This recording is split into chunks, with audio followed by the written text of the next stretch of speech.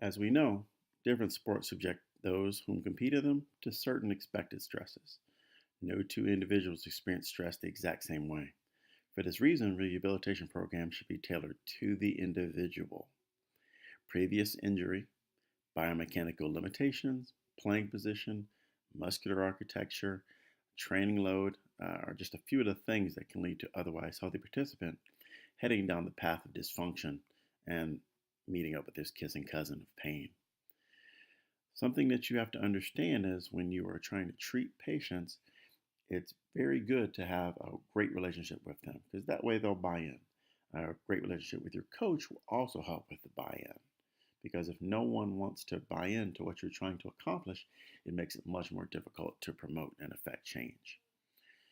For this particular unit, I implore you to consider assignment 2 for this unit, taking the approach of implementing a program that is not only evidence based, but adequate to support all members of the team, lends itself to garnering support from not only the patient, but also the sport coach.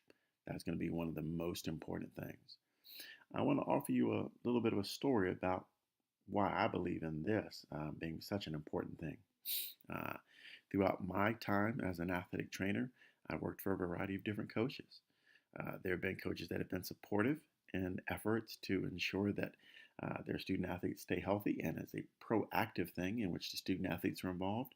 And I've had some that are not so on the side of making the student athlete proactive in their process of prevention, i.e., or recovery.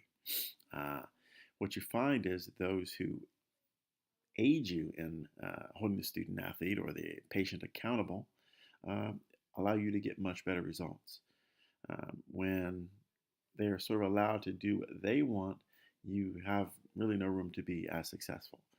And that can get really dicey, especially if you work for someone who's going to come back at the end of the day and blame you for their team not being healthy. That's kind of hard to swallow.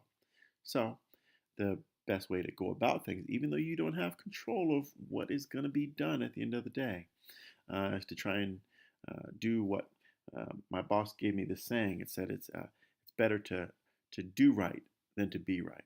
So putting together a program that is evidence based, makes sense, is feasible for your particular venue, is something you should definitely consider.